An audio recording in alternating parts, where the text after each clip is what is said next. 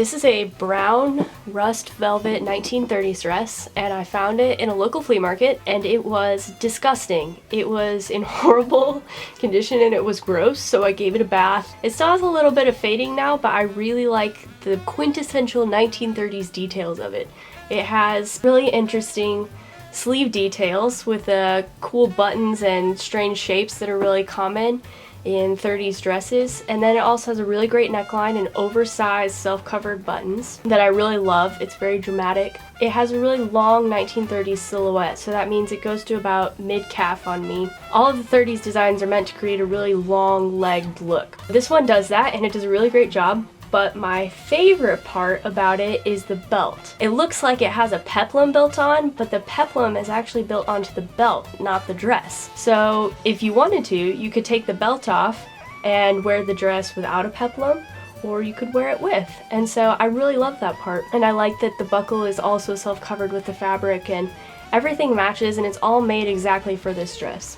This purse is a 1920s Art Deco purse that I swapped with someone. It's not in the best condition. The leather's a little brittle and I wouldn't use it for every day, but the outside of it is just so stinking awesome. I love all the gold and the intricacy, and it just screams Gatsby. And the hat is, I'm guessing, to be maybe 1940s, and I think it's pretty much an entire foxtail that's been wound into a circle. It has a wire ring that helps keep it on your head, so it's a tilt hat, and it's just dramatic. It's just a giant fur hat, and every time I wear it in my town, people stare at me, and I don't care. I love it. It's fabulous. I wear what I want.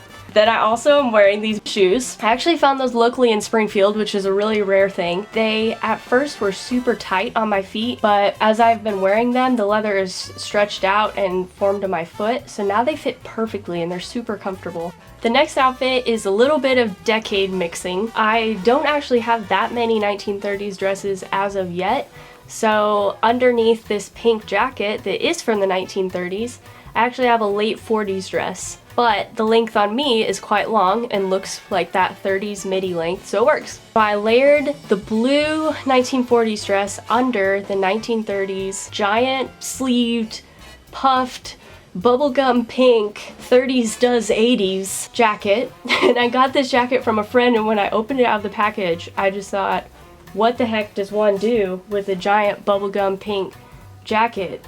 And this is what I'm doing with it. So I love the soutache, no idea how to say that, the little details that are sewn on. They're really intricate and they're all in really great shape. I do kind of like the puff sleeve, I won't lie. There's not much more drama than a giant pink puff sleeve. I've also paired it with a 1940s, maybe 50s hat that's navy blue, got the netting and the flowers, pretty classic summer hat. And guess what? I'm wearing 1940s shoes. They're the same shoes that you have already seen. This last outfit is a 1940s navy blue suit. I actually made this out of a 1940s pattern, so it's not legit vintage, but it's reproduction. I made it out of a navy blue linen, and I've underlined it with Bemberg rayon, so it's super nice inside, and rayon also helps keep the linen from getting wrinkly. And underneath it is a vintage 1950s green sweater that I found at a flea market, and it's a little big on me, but honey badger don't care. You can't tell under this suit jacket. And guess what? I'm wearing shoes from the 1940s again. I really like these shoes.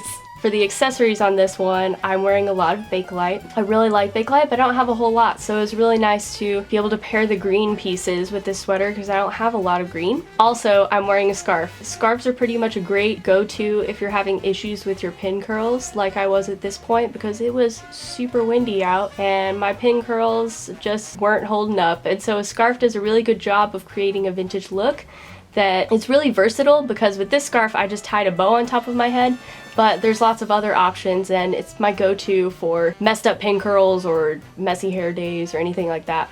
As you guys have seen, all of the looks that I'm wearing are a sort of 30s and 40s, maybe combo. That's because those are my favorite decades. I haven't really worn the bubblegum pink jacket out very much, so this is kind of an experiment. And I think that's something you have to do with vintage a lot. You have to experiment and see what works for you. Be able to find your niche and find your style. Go vintage!